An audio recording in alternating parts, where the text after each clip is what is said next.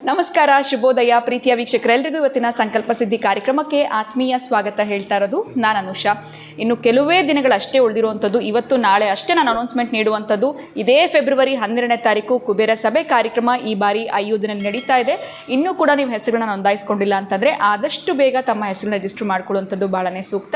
ಇನ್ನು ಇವತ್ತಿನ ಕಾರ್ಯಕ್ರಮದಲ್ಲಿ ನಮ್ಮ ಜೊತೆ ಇದ್ದಾರೆ ಆಧ್ಯಾತ್ಮಿಕ ಚಿಂತಕರು, ಸ್ಪಿರಿಚುವಲ್ ಗುರು ಡಾಕ್ಟರ್ ವಿಷ್ಣು ದತ್ತ ಗುರುಜಿಯವರು.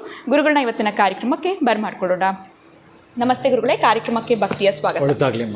ಗುರುಗಳೇ, ಇವತ್ತು ಶನಿವಾರ ಆಗಿದೆ, ಆದರೆ ನನ್ನ ಪ್ರಶ್ನೆ ಏನು ಅಂತಂದರೆ, ಇದು ಬಹಳಷ್ಟು ದಿನಗಳಿಂದ ಇದೊಂದು ಪ್ರಶ್ನೆ ಕಾಡ್ತಾ ಇತ್ತು ಅಂತ ಹೇಳ್ಬೋದು. ಸಾಕಷ್ಟು ವರ್ಷಗಳ ಹಿಂದೆಯಿಂದ ಕೂಡ ಈ ಒಂದು ತಿರುಪತಿಗೆ ಹೋದಾಗ ಸಾಕಷ್ಟು ಪರಿಹಾರಗಳು ಕಾಳಸ್ತಿನಲ್ಲಿ ಕೂಡ ಮಾಡ್ಕೊಳ್ಳಿ ಅಂತ ಹೇಳಿರ್ತಾರೆ. ಎಲ್ಲೋ ಒಂದು ಕಡೆ ತಿರುಪತಿ ತಿಮ್ಮಪ್ಪನ ದರ್ಶನ ಮಾಡಿದ್ಮೇಲೆ ನಾವು ಕಾಳಸ್ತಿಗೆ ಹೋಗಿ ನೇರವಾಗಿ ಮನೆಗೆ ಬರಬೇಕು, ಅಥವಾ ಎಲ್ಲೋ ಒಂದು ಕಡೆ ಹೋಗ್ತಾ ದಾರಿಗೆ ನಮಗೆ ಫಸ್ಟು ಕಾಳಸ್ತಿ ಸಿಗುತ್ತೆ, ಕಾಳಸ್ತಿನಲ್ಲಿ ನಮ್ಮ ಕೆಲಸಗಳನ್ನ ಮುಗಿಸ್ಕೊಂಡು ತಿರುಪತಿಗೆ ಹೋಗಬಾರ್ದು ವಾಪಸ್ಸು ಅಂತ. ಯಾವುದು ಸರಿ, ಯಾವುದು ತಪ್ಪು? ಈಗ ನಾವು ಅಲ್ಲಿ ಹೋದ್ಮೇಲೆ ಆನ್ ದ ವೇ ಸಿಗೋದ್ರಿಂದ ಅಥವಾ ಸ್ವಲ್ಪ ಡಿಸ್ಟೆನ್ಸ್ ಇರೋದ್ರಿಂದ ಎರಡೂ ಮುಗಿಸ್ಕೊಳ್ಳೋಣ ಅನ್ನೋ ಒಂದು ಇಚ್ಛೆನಲ್ಲಿ ನಾವು ಹೋಗ್ತೀವಿ ಅಂತ ಹೇಳ್ಬೋದು. ಈ ರೀತಿ ಎಲ್ಲ ಇರುತ್ತೆ ಗುರುಗಳೇ? ಈ ದೇವರ ದರ್ಶನ ಆದಮೇಲೆ ನೇರವಾಗಿ ಮನೆಗೆ ಹೋಗಬೇಕು, ಇನ್ನೊಂದು ದೇವಸ್ಥಾನಕ್ಕೆ ಹೋಗಬಾರ್ದು, ಈ ಥರ ಎಲ್ಲ ಇರುತ್ತಾ? ಈಗೊಂದು ಗೊಂದಲಗಳಿಗೆ ಏನು ಹೇಳಕ್ಕೆ ಇಷ್ಟಪಡ್ತೀರಾ? ಓಂ ವಿಶ್ವಸ್ಮೈ ನಮಃ. ಅಪ್ರೀತಿಯ ಬಂಧುಗಳೇ, ನಮಗೆಲ್ಲದಕ್ಕೂ ಒಂದು ಪ್ರಮಾಣ ಅಂತಿದೆ.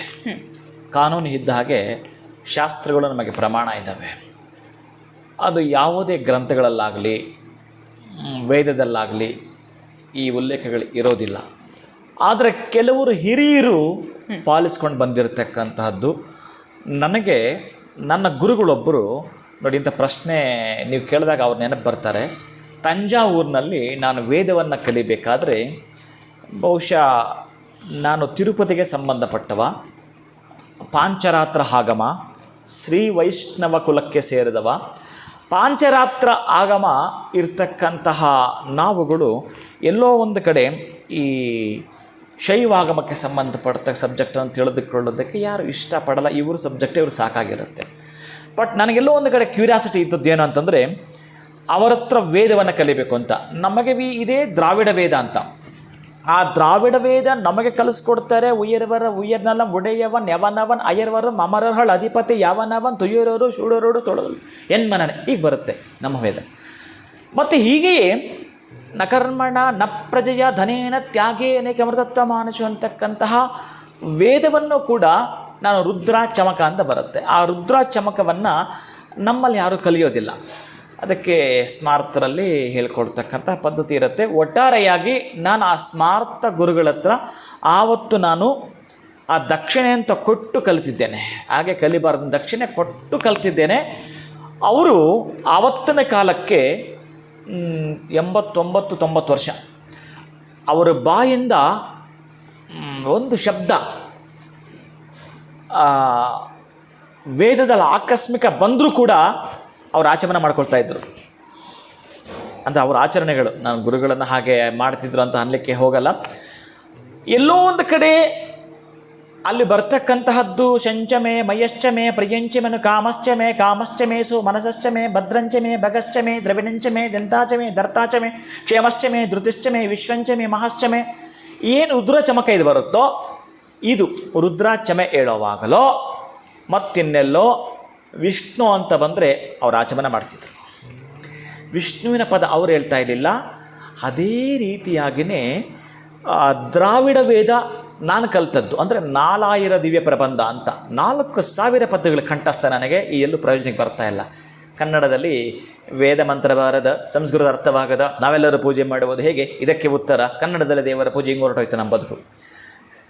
ಆದರೆ ಅಷ್ಟು ಉದಕ ಶಾಂತಿ ಅಂತ ಕಲಿತದ್ದಾಗಲಿ ನಾನು, ಯಾಕಂದರೆ ಇದಕ್ಕೆ ಲಿಂಕ್ ಕೊಡಬೇಕಾದ್ರೆ ಮಾತಾಡಬೇಕು ನಾನು, ಅದಕ್ಕಾಗಿ ಹೇಳ್ತಿದ್ದೀನಿ. ನನ್ನ ಮನಸ್ಸು ಎಲ್ಲೋ ಒಂದು ಕಡೆ ಒಪ್ಪಲ್ಲ ಅನ್ನೋದು ಸ್ಪಷ್ಟಪಡಿಸ್ಬಿಡ್ತೀನಿ, ಅಲ್ಲಿ ಕ್ಲಾರಿಟಿ ಕೊಟ್ಬಿಡ್ತೇನೆ.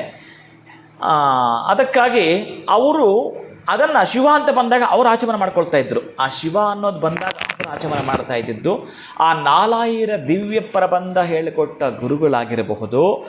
ಬಹುಶಃ ನಾನು ಇದಕ್ಕೆ ಅಂತ ನನ್ನ ಜೀವನವನ್ನು ಒಂದು 12 ವರ್ಷಗಳ ಕಾಲ ಮುಡುಪಾಗಿ ಇಟ್ಟು ಜ್ಯೋತಿಷ್ಯ, ಆಮೇಲೆ ಈ ಒಂದು ಆಗಮ, ಬಹಳ ಮುಖ್ಯವಾಗಿರ್ತಕ್ಕಂಥ ಈ ವೇದ ನನಗೆ ಹಸಿವದು ಯಾಕೋ ಗೊತ್ತಿಲ್ಲ, ಅದನ್ನು ಕಲಿಲೇಬೇಕು ಅನ್ನೋ ತುಂಬ ಇತ್ತು ನನಗೆ. ಹಾಗಾಗಿ ಎಲ್ಲವನ್ನೂ ಕೂಡ ಆ ಕರಗತ ಮಾಡಿಕೊಂಡಾಗ ನಾನು ಅಮೇರಿಕ ಹೊರಟಾಗ ನಮ್ಮ ಶಿಷ್ಯರು ಒಪ್ಪಲಿಲ್ಲ.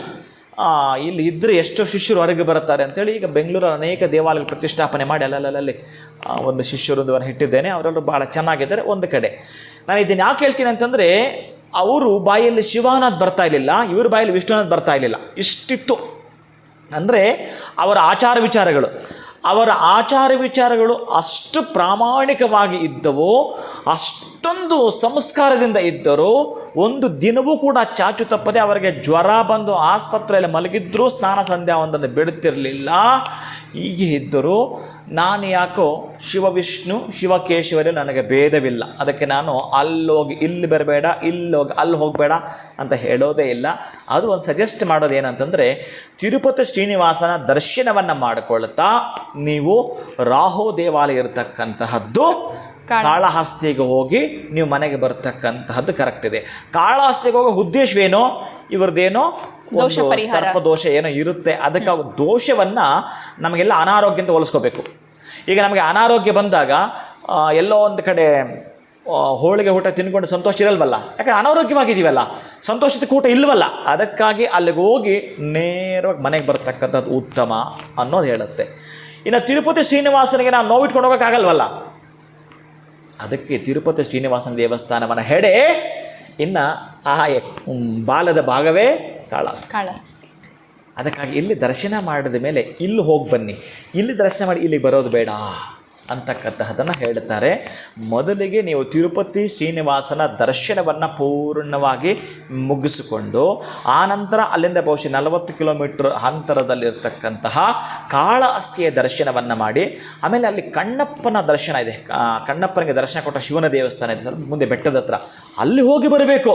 ನೀವು ಇಲ್ಲೇನೋ ಮಾಡಿಸ್ಕೊಂಡು ಬಂದ್ಬಿಡ್ತೀವಿ ನಾವು, ಈ ದೋಷ ಇರೋರು. ಅಲ್ಲಿಗೆ ಹೋಗಿ ಬಂದಾಗಲೇ ಆ ಶಿವ ತೃಪ್ತನಾಗೋದು. ಎಲ್ಲ ಕಾಳಹಸ್ತಿಗೆ ಹೋದರೂ ಅಥವಾ ನೀವು ಯಾವುದೇ ಸರ್ಪ ಸಂಸ್ಕಾರ ಮಾಡಿಸಿದ್ರೆ ಅಲ್ಲೆಲ್ಲ ಶಿವ ಇದ್ದೇ ಇರ್ತಾನೆ.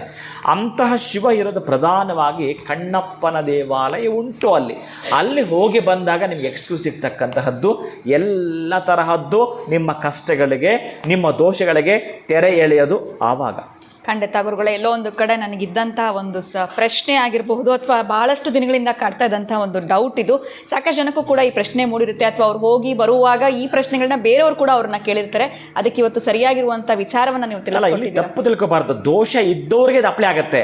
ಇಲ್ಲಿ ನಾವೆಲ್ಲೋ ಒಂದು ಕಡೆ ಟ್ರಿಪ್ ಹೊರಟಿದ್ದು ಎಲ್ಲ ನೋಡ್ಕೊಂಡು ಬರ್ತೀವಿ ಅಂತಂದ್ರೆ ಮತ್ತು ನೀವು ಎಲ್ಲಿ ಬೇಕಾದ್ರೂ ಓಡಾಡ್ಕೊಂಡು ಕೂಡ ಬರ್ಬೋದು. ಮೊದಲೇ ದೋಷ ಇರೋರಿಗೆ ಮಾತ್ರ ಅಪ್ಲೈ ಆಗೋದಿದ್ದು. ಇಲ್ಲ ಗುರುಗಳೇ, ನಾವು ಆ ಕಡೆ ಟ್ರಿಪ್ ಹೊರಟುಬಿಟ್ಟಿದ್ದೀವಿ, ಆ ಕಾಣಿಪಾಕ ಹೋಗ್ತೀವಿ, ಆ ನಂತರ ಶ್ರೀನಿವಾಸನಿಗೆ ಹೋಗ್ತೀವಿ, ಪದ್ಮಾವತಿಗೆ ಹೋಗ್ತೀವಿ, ಕಣ್ಣಪ್ಪನಿಗೂ ಹೋಗ್ತೀವಿ, ಇನ್ನು ಅಲ್ಲಿ ರಾಹುಗೆ ಹೋಗ್ತೀವಿ, ಎಕ್ಸೆಟ್ರಾ. ಅಲ್ಲಿ ಇರ್ತಕ್ಕಂತಹ ಎಲ್ಲ ದಿವಸ ನೋಡ್ಕೊಂಡು ಬರ್ತೀವಿ ಅಂದ್ರೆ ಆನಂದವಾಗಿ ನೋಡ್ಕೊಂಡು ದರ್ಶನ ಮಾಡ್ಕೊಂಡು ಬರ್ಬೋದು. ಎಲ್ಲೋ ದೋಷ ಪರಿಹಾರ ಮಾಡೋರಿಗೆ ಮಾತ್ರ ಅಪ್ಲೈ ಆಗುತ್ತೆ ಅಂತ ತಿಳಿಸಿದ್ದೀರಾ. ಬಹಳ ಧನ್ಯವಾದಗಳು ಗುರುಗಳೇ, ನಮಸ್ಕಾರ. ಹರೇ ಶ್ರೀನಿವಾಸ. ಎಲ್ಲೋ ಒಂದು ಕಡೆ ಕಮೆಂಟ್ಸ್ ಮುಖಾಂತರ ಈ ಪ್ರಶ್ನೆಗಳನ್ನ ನೀವು ಕೇಳಬೇಕು ಅಂತ ಇದ್ರಿ, ಅದಕ್ಕೂ ಕೂಡ ನಾವೇ ಉತ್ತರಗಳನ್ನ ತಿಳಿಸ್ಕೊಟ್ಟಿದೀವಿ ಅಂತ ಹೇಳ್ತಾ ಇವತ್ತಿನ ವಿಡಿಯೋನ ಮುಗಿಸುವಂತಹ ಸಮಯ ಆಗಿದೆ. ನಮಸ್ಕಾರ.